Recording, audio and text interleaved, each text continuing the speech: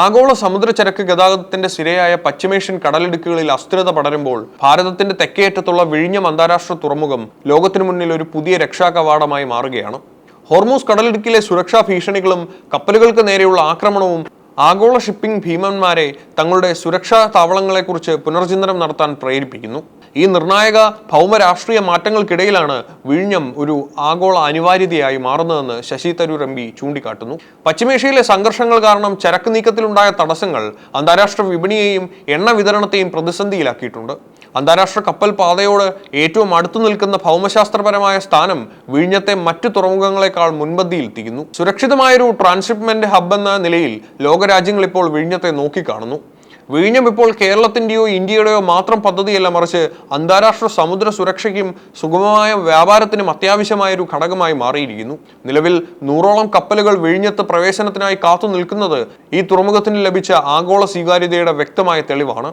ഭൗമരാഷ്ട്ര മാറ്റങ്ങളെ അനുകൂലമാക്കി മാറ്റാൻ വിഴിഞ്ഞത്തിന് സാധിച്ചുവെന്നത് അതിന്റെ പ്രവർത്തനക്ഷമതയിൽ നിന്നും വ്യക്തമാണ്. റെക്കോർഡ് സമയത്തിനുള്ളിൽ 10 ലക്ഷം TEU കൈകാര്യം ചെയ്തതിലൂടെ കൊളംബോയ്ക്കും സിംഗപ്പൂരിനും വെല്ലുവിളി ഉയർത്തുന്ന ഒരു സമുദ്ര ഭീമനായി വിഴിഞ്ഞം മാറിക്കഴിഞ്ഞു.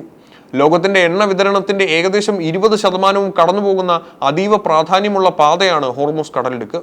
എന്നാൽ സമീപകാലത്ത് പശ്ചിമേഷ്യയിലുണ്ടായ അന്താരാഷ്ട്ര സംഘർഷങ്ങൾ ഈ പാതയെ അപകടകരമാക്കി മാറ്റിയിരിക്കുകയാണ്.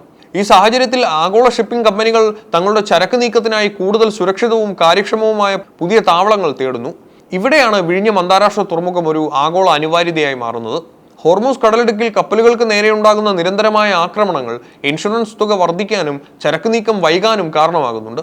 അന്താരാഷ്ട്ര കപ്പൽ പാതയോട് വെറും 10 നോട്ടിക്കൽ മൈൽ മാത്രം അകലെയുള്ള വിഴിഞ്ഞം കപ്പലുകൾക്ക് പാതയിൽ നിന്ന് വലിയ വ്യതിയാനമില്ലാതെ തന്നെ എത്തിച്ചേരാവുന്ന സുരക്ഷിത കേന്ദ്രമാണ്.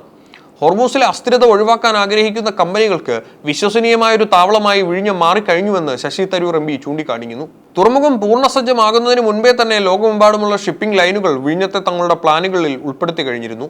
നിലവിൽ 100ഓളം കപ്പലുകളാണ് വിഴിഞ്ഞത്ത് പ്രവേശനത്തിനോ സേവനത്തിനോ വേണ്ടി ക്യൂ നിൽക്കുന്നത്.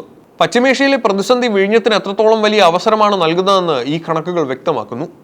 ഹോർമൂസ് പ്രതിസന്ധിയിൽ കപ്പലുകൾക്ക് വേഗത്തിലുള്ള സേവനം അത്യാവശ്യമാണ്.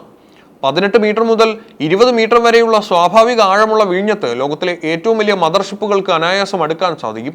ഇത് കൊളംബോ പോലെയുള്ള മറ്റ് അയൽ രാജ്യങ്ങളിലെ തുറമുഖങ്ങളെ അപേക്ഷിച്ച് വിഴിഞ്ഞത്തിന് ഒരു വലിയ മുൻതൂക്കം നൽകുന്നു. 2026 മാർച്ചിൽ മാത്രം 61 കപ്പലുകൾ കൈകാര്യം ചെയ്തതും റെക്കോർഡ് സമയത്തിനുള്ളിൽ 10 ലക്ഷം TEU പൂർത്തിയാക്കിയതും വിഴിഞ്ഞത്തിന്റെ പ്രവർത്തനക്ഷമതയ്ക്കുള്ള അംഗീകാരമാണ്. വർദ്ധിച്ചു വരുന്ന തിരക്ക് പരിഗണിച്ച് ഒരേ സമയം 5 മദർഷിപ്പുകളെ സ്വീകരിക്കാൻ സാധിക്കുന്ന തരത്തിൽ 2ാം ഘട്ട വിപുലീകരണം അതിവേഗം പുരോഗമിക്കുകയാണ്. ആഗോള വിതരണ ശൃംഖലയിലെ തടസ്സങ്ങൾ നീക്കാൻ ഇന്ത്യ നൽകുന്ന ഏറ്റവും വലിയ സംഭാവനയായി വിഴിഞ്ഞം തുറമുഖം വരും വർഷങ്ങളിൽ മാറുമെന്ന് ഉറപ്പാണ്. വർദ്ധിച്ചു വരുന്ന തിരക്ക് കണക്കിലെടുത്ത് വിഴിഞ്ഞം തുറമുഖത്തിന്റെ വിപുലീകരണം അതിവേഗം മുന്നോട്ട് കൊണ്ടുപോകാനാണ് തീരുമാനം. ഒരേ സമയം 5 മദർഷിപ്പുകളെ സ്വീകരിക്കാൻ സാധിക്കുന്ന തരത്തിലാണ് തുറമുഖത്തിന്റെ 2ാം ഘട്ട വികസനം നടപ്പിലാക്കപ്പെടുന്നത്.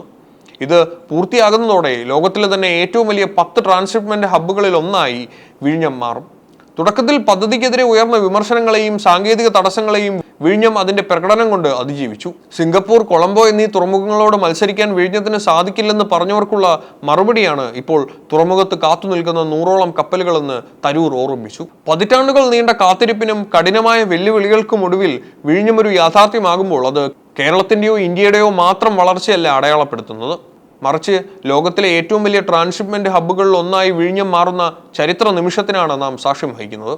ഹോർമൂസ് കടലിടുക്കിലെ അസ്ഥിരതയും ആഗോളതലത്തിലെ സമുദ്ര സുരക്ഷാ ഭീഷണികളും നിലനിൽക്കുന്ന ഈ കാലഘട്ടത്തിൽ ലോക വ്യാപാരത്തിൽ വിശ്വസിക്കാവുന്ന ഒരു സുരക്ഷിത താവളമായി വിഴിഞ്ഞം സ്വയം തെളിയിച്ചു.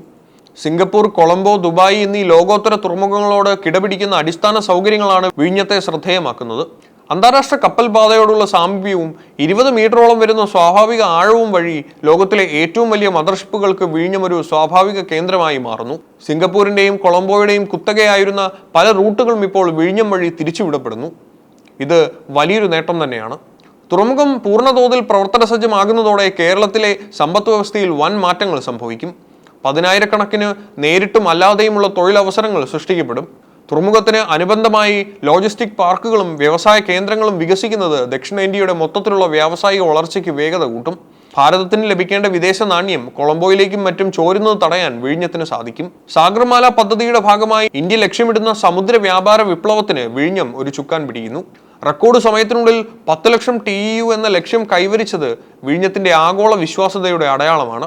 100ഓളം കപ്പലുകൾ വിഴിഞ്ഞത്ത് വരാൻ താല്പര്യം പ്രകടിപ്പിക്കുന്നത് ഈ തുറമുഖം ലോകത്തിന് എത്രത്തോളം അനിവാര്യമാണെന്നത് വ്യക്തമാക്കുന്നു. ചുരുക്കത്തിൽ വെല്ലുവിളികളെ അവസരങ്ങളാക്കി മാറ്റിക്കൊണ്ട് വിഴിഞ്ഞമെന്ന ആഗോള സമുദ്ര ഭീമൻ ഉദയം ചെയ്തു കഴിഞ്ഞു. വരും ദശകങ്ങളിൽ ലോകത്തിലെ ഏറ്റവും പ്രധാനപ്പെട്ട 5 തുറമുഖങ്ങളിൽ ഒന്നായി വിഴിഞ്ഞം മാറുമെന്നതിൽ യാതൊരു സംശയവുമില്ല.